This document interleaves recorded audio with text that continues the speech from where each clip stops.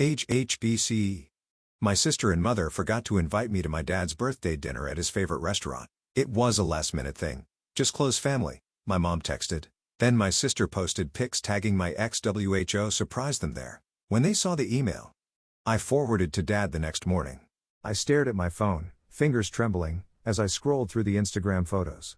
There they all were, Mom, Scarlett, Dad, and Solomon, my ex, sitting around a beautifully set table at Vincenzo's, raising their glasses in a toast to my father's 60th birthday, a birthday dinner I hadn't even known was happening. My name is Nicole, and I just discovered I'm the only member of my family who wasn't invited to celebrate my own father's milestone birthday. Just a casual last-minute thing, sweetie, Mom's text read, coming in suspiciously fast after I'd viewed her story. You know how these impromptu gatherings go. Impromptu. Right.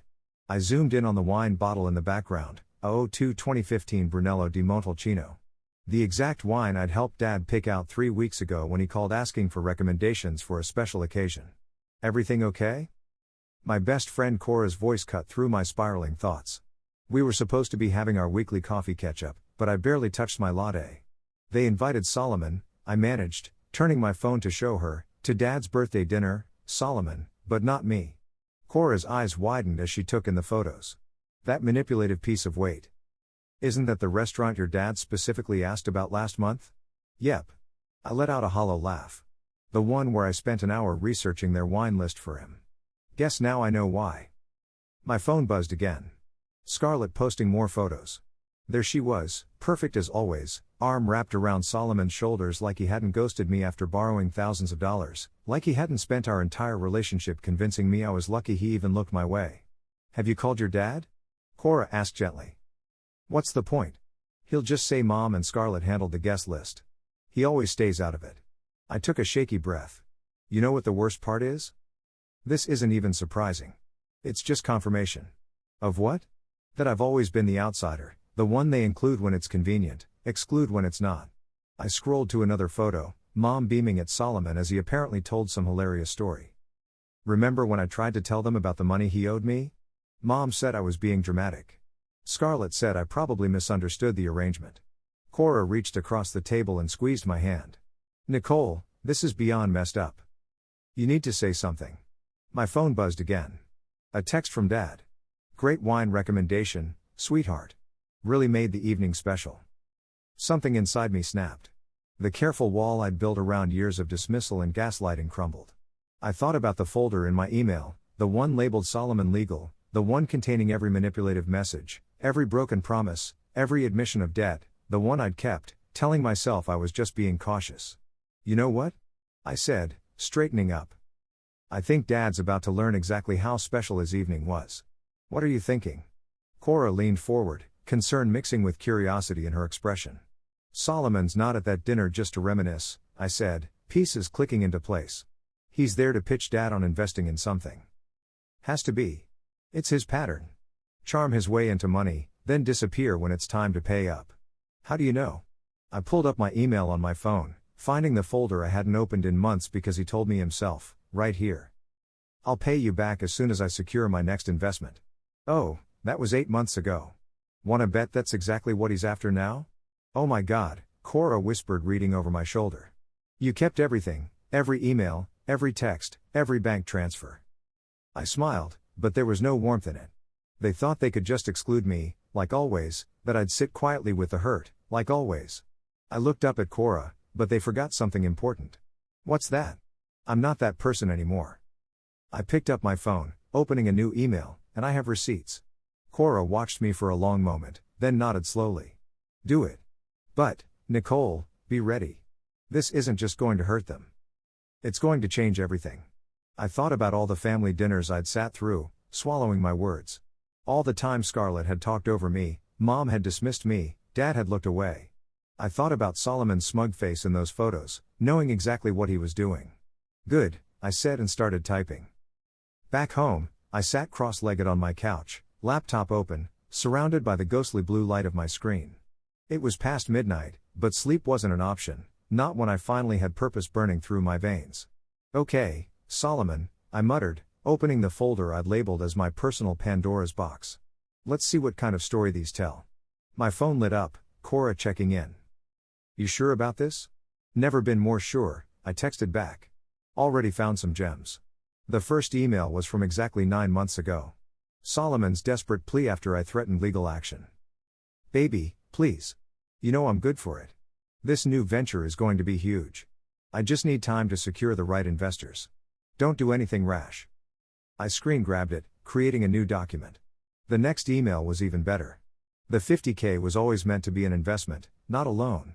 You're making this weird by demanding repayment terms. My bitter laugh echoed in my empty apartment.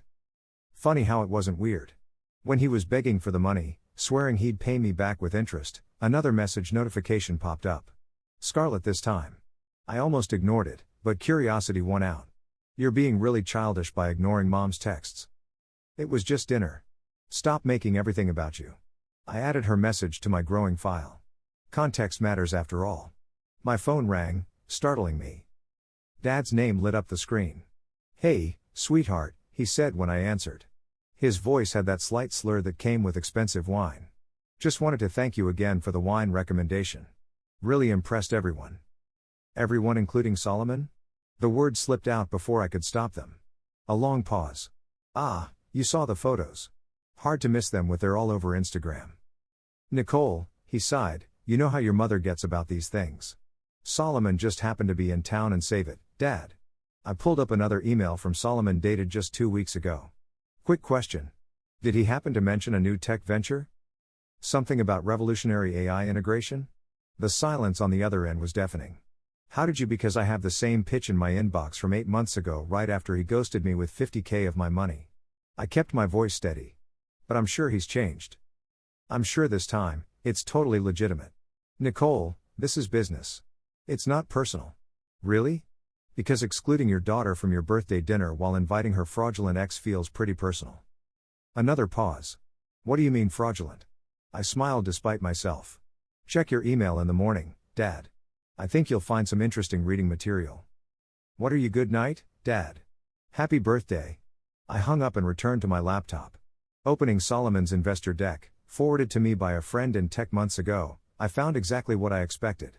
There, under risk assessment, was a single line that made my blood boil. Previous venture faced opposition from disgruntled former partner, personal relationship, no legal merit. That's what I was to him.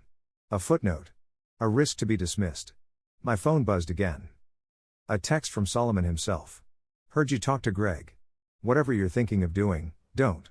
We can work something out. I added his message to the file, then opened my email. The subject line was simple. What you need to know before tomorrow's investment meeting.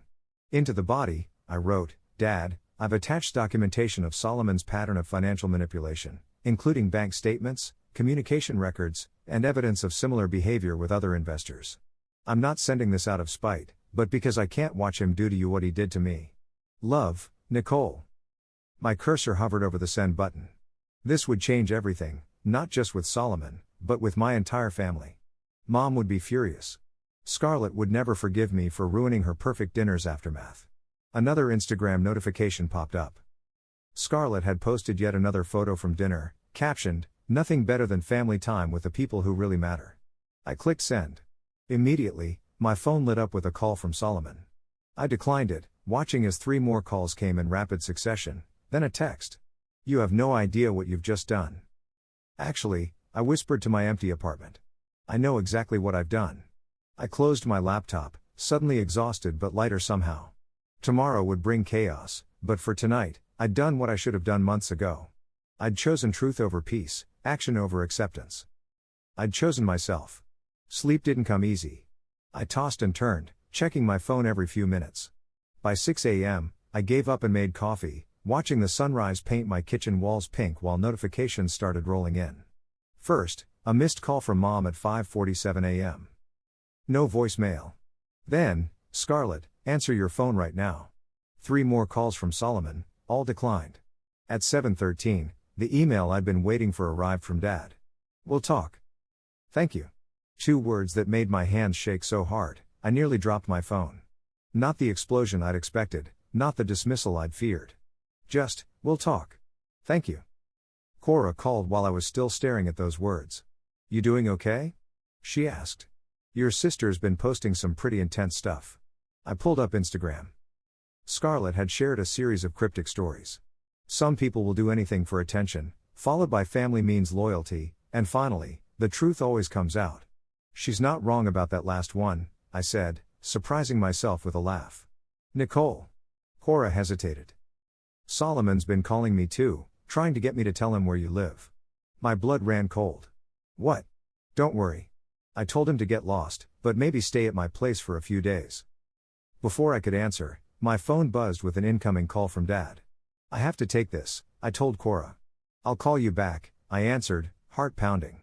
Dad, the meeting's in an hour, he said without preamble. His voice was tight, controlled. I've already forwarded everything to Virgil. Virgil, Dad's friend and business advisor for 20 years. My stomach clenched. What did he say? He said I should thank you. Dad's voice cracked slightly. And that I should have asked more questions when you first mentioned problems with Solomon. Dad, I know. Let me finish.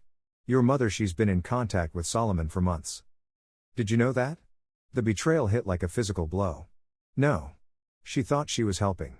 Said you were just bitter about the breakup, that Solomon had changed. He took a shaky breath. I should have seen it. Should have asked why they were so insistent about that dinner. A text from Solomon flashed across my screen. Last chance to fix this. Dad, whatever he's offering you, it's not real. None of it is. I know that now. Papers rustled in the background. The investment meeting is just a formality. I'm not giving him a cent. But, Nicole, this is going to get messy. Your mother's already talking about family loyalty, about how you've betrayed everyone's trust. I thought about all the times I'd stayed quiet for the sake of family loyalty, all the times I'd swallowed my truth to keep peace, then let it get messy, I said. I'm done pretending. Good. The pride in his voice was something I hadn't heard in years. That's my girl. After we hung up, I finally listened to the voicemail Solomon had left at 3 a.m. You think you're so clever, don't you? Sending all that private correspondence, breaking confidence? I've got lawyers too, sweetheart, and they're going to tear you apart. You want to play dirty? Let's play. I forwarded the voicemail to Dad and Virgil, then called Cora back. I'm coming to get you, she said immediately. Pack a bag. You're staying with me. I can't hide from this. It's not hiding. It's being smart. Solomon's unhinged, your mom's on the warpath, and your sister's rallying her entire Instagram following against you. Take a breath. Let the dust settle. My phone pinged with a message from Virgil. Smart girl. Keep documenting everything. We've got your back. Another Instagram notification. Mom had finally broken her social media silence with a photo from last night's dinner, carefully cropped to show just her and Dad. Family is everything. Blood is thicker than water. Some truths shouldn't be told. I clicked through to the comments. Scarlett had already responded. Some people mistake revenge for righteousness. My fingers hovered over the keyboard, tempted to respond. Instead, I took a screenshot and added it to my growing file of documentation. Okay, I told Cora. I'll pack a bag, but I'm not running away. I'm just regrouping. That's my girl. I'll be there in 20. And Nicole? Yeah? I'm proud of you. This took guts. After hanging up, I looked around my apartment at the life I'd built despite Solomon's betrayal, despite my family's dismissal. On my bookshelf sat a photo from years ago, me, Mom, Dad, and Scarlett at the beach, all smiling. It felt like looking at strangers. I packed the photo too, a reminder of what I was fighting for, not the fantasy of what we were, but the truth of what we'd become. My phone buzzed one final time. Dad again. Meeting starting. Stand strong. I was pacing Cora's living room when Dad's call finally came. 3 hours had passed since the investment meeting was supposed to start. It's done, he said, sounding exhausted, and it was ugly. What happened? Solomon lost it. Completely lost it. Started yelling about betrayal, about how you'd violated his privacy, then Virgil pulled up the SEC investigation. The what? I sank onto Cora's couch. Turns out we weren't the only ones looking into his business practices. When Virgil mentioned it, Solomon just snapped, started threatening everyone. Security had to escort him out.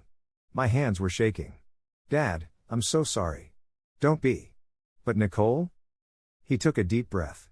Your mother and sister were waiting in the lobby. They'd come to support Solomon. The betrayal felt like ice in my veins. Of course, they did. It got worse. Your mother, She admitted she's been helping Solomon set this up for months. Said she was trying to fix things between you two. That's why they arranged the dinner. Fix things? I laughed bitterly. By ambushing you with an investment pitch from my fraudulent ex? I confronted them both. It didn't go well.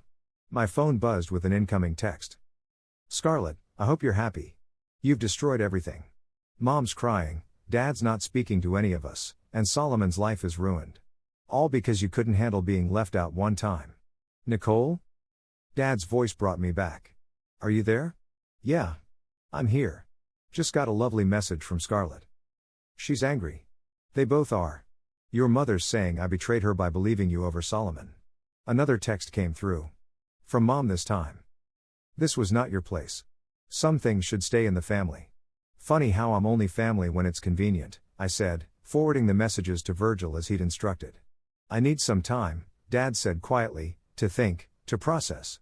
I've moved into the lake house for a while. Dad, no. Listen. I'm proud of you for speaking up, but I need to figure out how I missed so much, how I let them. He trailed off. Just stay safe. Okay? Solomon was saying some things. My phone lit up with a call from an unknown number. Speaking of which, I think his lawyers are calling now. Don't answer. Let them leave a message. And Nicole, I love you. Those 3 words, so rare from my father, made my eyes sting. After we hung up, I checked my voicemail. A clipped professional voice, Miss Mason, this is regarding a cease and desist order and pending lawsuit for defamation and intentional interference with business relationships. Please have your lawyer contact our office immediately. Cora emerged from her kitchen with 2 glasses of wine. That bad? Solomon suing me. Mom and Scarlett showed up to support him against Dad. And, apparently, there's an SEC investigation I knew nothing about. About that, Cora pulled out her laptop. Remember my friend who works in tech investment?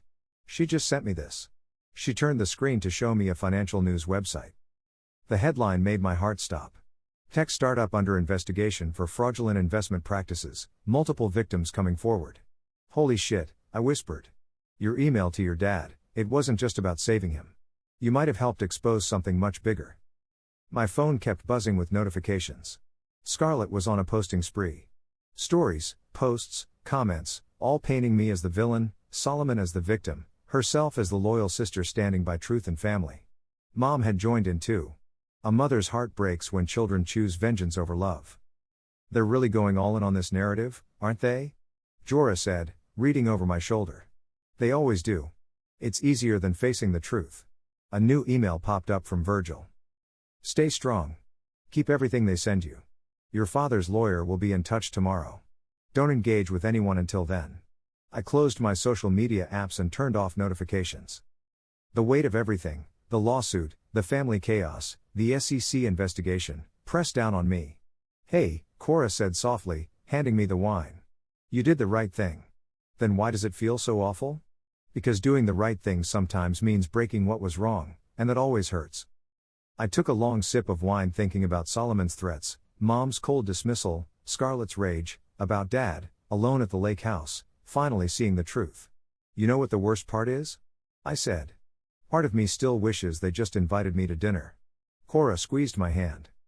I know, but they didn't. And now everyone has to live with the consequences. 3 days at Cora's turned into a week. I worked remotely, designed logos for clients, and watched as Scarlett systematically rewrote our family history on social media. Just look at this, I said, showing Cora my phone over breakfast. She's posted a throwback photo from 2 years ago, me, her, and Solomon at Christmas. Her caption, some people can't handle seeing others happy. Jealousy destroys families. The comments are brutal, Cora noted, scrolling through the responses. How many followers does she have now? Up 10,000 since this started. She's turning it into content. I laughed hollowly. Mom's helping, of course. Every passive-aggressive quote about forgiveness gets shared to her story. My phone rang, Dad's lawyer, Margaret. Good news, she said when I answered. Solomon's lawsuit is basically dead in the water. Everything you shared was documented communication, and his threats since then have only strengthened our position. What about the SEC thing? That's bigger than we initially thought. Multiple investors have come forward. Your father's evidence was just the tip of the iceberg. A notification popped up. Scarlett had posted again, the truth about my sister's vendetta against Solomon, full story in my next post. They're really committed to this narrative, I told Margaret, that I'm just jealous and vindictive. Let them talk.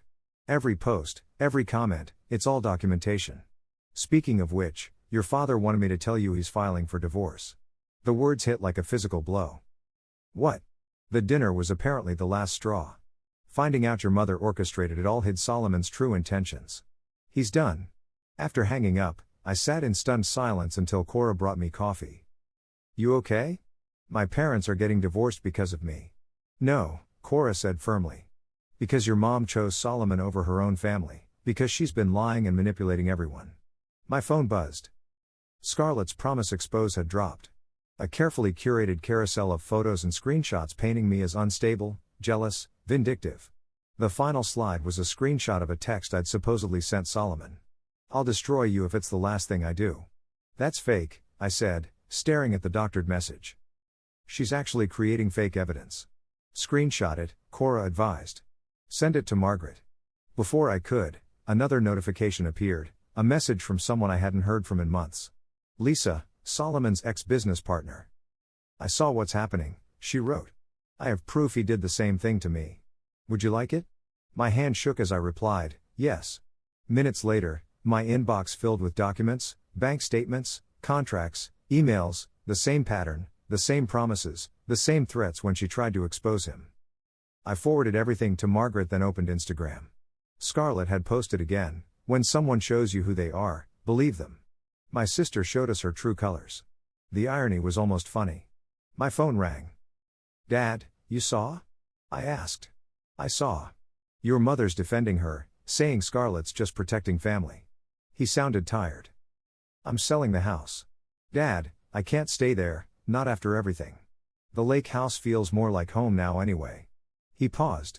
How are you holding up? Oh, just watching my sister turn me into a social media villain while mom cheers her on. Living the dream. Nicole. His voice softened. Come visit me this weekend. Just us. No drama. No phones. We can fish off the dock like when you were little. The invitation, so simple, so genuine, made my throat tight. I'd like that. After we hung up, I checked my email one last time. A message from Virgil. SEC wants to talk to you formally. Your evidence combined with Lisa's, this is becoming a major case. Cora read over my shoulder, still think you should have just stayed quiet? I thought about Mom and Scarlett, so desperate to maintain their perfect narrative that they destroy anyone who threatened it, about Solomon, whose house of cards was finally falling, about Dad, finding peace in his solitude. You know what's funny? I said. They thought excluding me from dinner was the punishment, but it was the wake-up call I needed. My phone lit up with another notification. Someone had tagged me in a comment on Scarlett's post. Where's your sister's side of the story? Why are we only hearing your version? I watched as more comments appeared, questioning the narrative, asking for proof. The tide was turning slowly but surely. Truth, I said, putting my phone down. Doesn't need an Instagram filter. Cora smiled. Now that should be your next post. No, I said, thinking of the lake house, of fishing with Dad. I think I'm done performing for their audience. The lake house looked exactly as I remembered. Weathered blue shutters, creaky screen door, and the old wooden dock stretching into calm waters. Dad was waiting on the porch with 2 cups of coffee when I pulled up. You remember the fishing gear? He asked as I climbed the steps. In the trunk, along with those disgusting cheese crackers you love. He smiled, but it didn't quite reach his eyes. Up close, I could see how tired he looked, how much older than just a few weeks ago. We need to talk, he said, handing me a coffee, about everything I missed. We settled into the ancient Adirondack chairs facing the lake. The morning sun painted everything gold, almost like nothing had changed. When did it start? He asked. With Solomon, I mean. The money, I took a sip of coffee, or the manipulation, both. I told him everything. How Solomon had slowly isolated me from friends, how he'd convinced me his financial troubles were temporary, how the loan had started as $5,000 and somehow became $50,000. Why didn't you tell me sooner? I tried, Dad. Remember that dinner last Christmas when I mentioned Solomon owing me money? Mom said I was being dramatic. Scarlett said I was just bitter about the breakup. I hesitated. I changed the subject, he finished quietly, like I always did. A fish jumped in the lake, breaking the surface with a quiet splash. I let them steamroll you, He continued. For years, it was easier than dealing with your mother's intensity, with Scarlett's drama. He set his coffee down. I failed you. Dad. No. Let me finish. When I saw those emails you sent, saw the evidence of what he'd done, I realized I hadn't just failed to protect you. I'd helped them hurt you. My phone buzzed in my pocket, probably another notification from Scarlett's ongoing social media campaign. I ignored it. You know what's weird? I said, if they just invited me to that dinner, none of this would have happened. Solomon would have gotten his investment.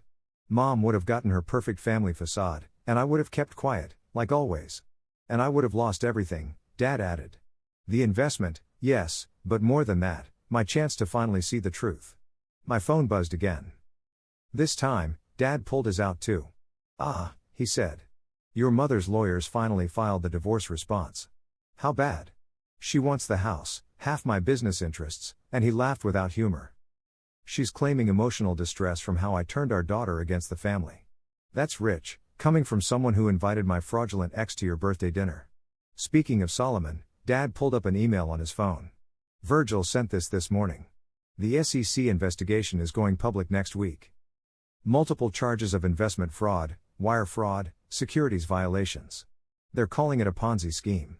Have you told Mom? She's not speaking to me. But Scarlett, he showed me her latest Instagram story, a photo of her hugging Solomon. Caption reading, standing by good people in bad times. The truth will prevail. The truth already is prevailing, I said. Just not their version of it. Dad stood up suddenly. Let's go fishing. All this. He waved at our phones. It can wait. I want to hear about your life, the real stuff, not the drama, your work, your dreams, everything I missed while I was playing peacekeeper. We spent the next few hours on the dock, fishing poles in hand, talking about everything and nothing. Dad told me about his plans to retire completely, to make the lake house his permanent home. I told him about my graphic design business, about the children's book I'd been secretly illustrating. You know what I remember? He said as the sun climbed higher. You used to sit out here for hours drawing the birds. Your mother said you were wasting time, that you should focus on practical things like Scarlett did. I should have defended you then. You're defending me now. Too little? Too late? No, I said, thinking of all the alternate versions of this story, the one where I stayed quiet, the one where I gave into their narrative, the one where nothing ever changed. I think it's right on time. My phone buzzed again, a message from Margaret. Solomon's lawyers want to discuss a settlement. They know what's coming with the SEC. How do you want to proceed? I showed Dad the message. Your call, he said. But whatever you decide, I'm with you this time, all the way. I looked out at the lake, at the future stretching out before us, messy and real and true. Tell them no deal, I said. Some things are worth more than money. Dad squeezed my shoulder. That's my girl. The SEC announcement hit like a tsunami. I watched from Cora's couch as Solomon's face appeared on every local news channel. The words multi-million-dollar investment fraud scrolling beneath his perfectly composed expression. Turn it up, Cora said, bringing in fresh coffee. Serial entrepreneur Solomon Davis faces multiple federal charges in what investigators are calling an elaborate Ponzi scheme targeting private investors. The anchor announced, sources say the investigation was accelerated by evidence provided by former associates. My phone exploded with notifications. Scarlett had gone silent on Instagram for the first time in weeks. Mom, however, had not. Family stands together in crisis, her post read. The media doesn't know the whole story, but I do, I muttered, opening my email to find a message from Lisa. They're interviewing me tomorrow. You? Thursday, I typed back. How are you holding up? Better than Solomon. Did you see he's been dropped by his lawyers? Before I could respond, Dad called. You watching the news? He asked. Yeah. How's the fallout? Your mother's hysterical. Keeps saying we've ruined her standing in the community. Scarlett, he paused. Scarlett finally knows the truth. What do you mean?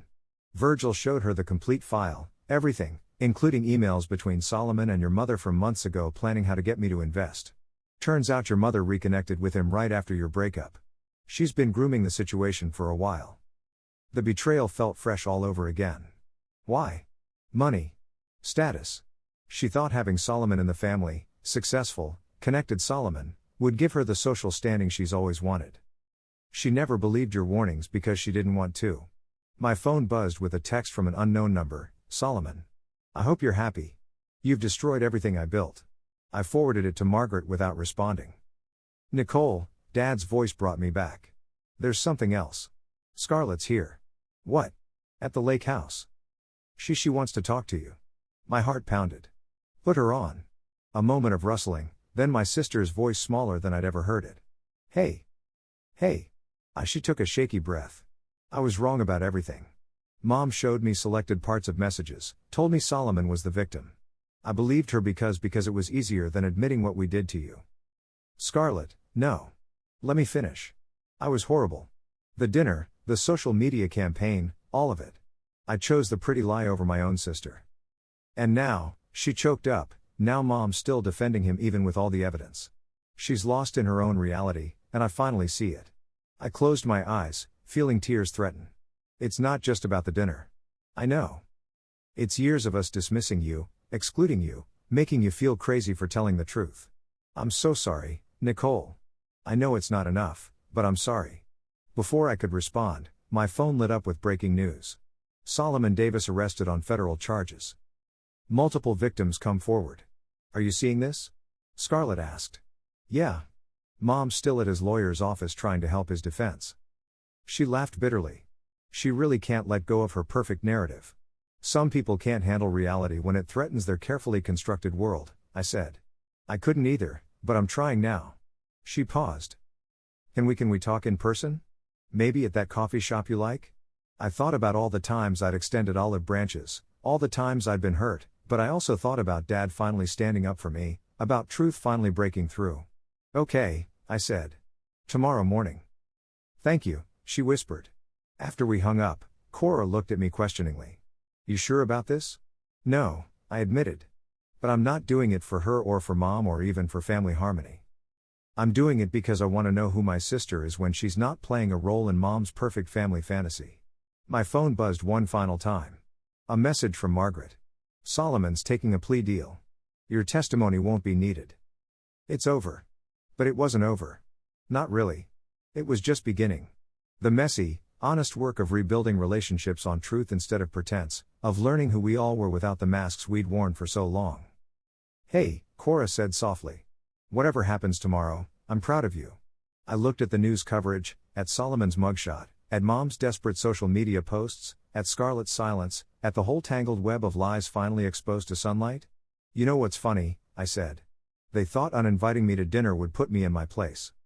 Instead, it gave me the courage to finally find my voice.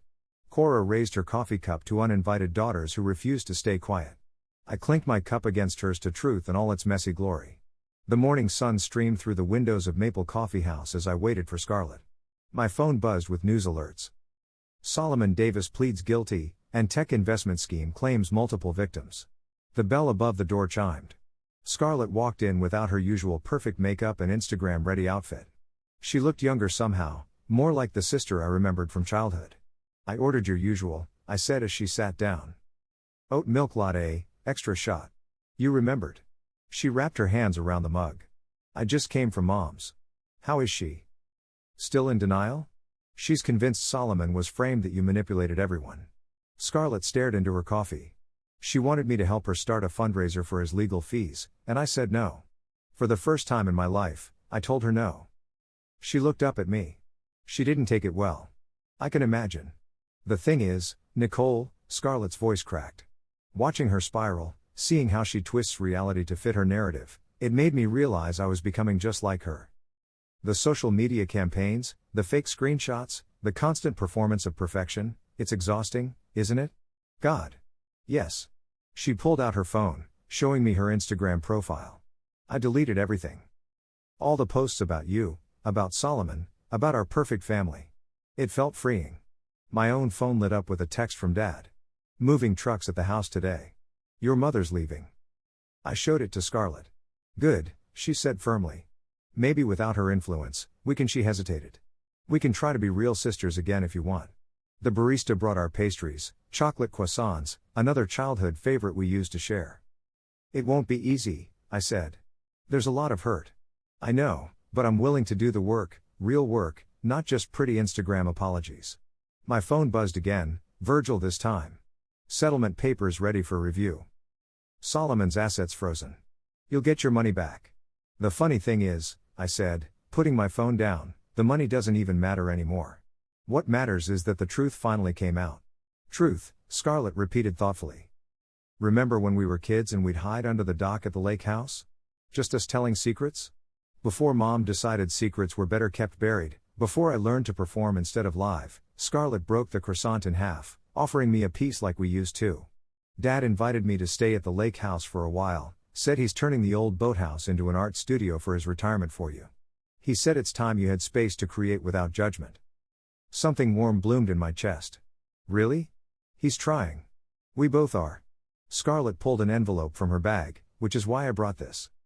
Inside was a stack of papers, printouts of every false social media post she'd made about me, every manipulated screenshot, every lie. I'm going to post a public retraction, she said, the whole truth about Solomon, about Mom, about how we treated you. No filters, no performance. You don't have to. Yes. I do. Not for likes or followers or Mom's approval. For us. My phone lit up one last time, a message from Mom. I hope you're satisfied with the family you've destroyed. Scarlett saw it too. She'll never change, will she?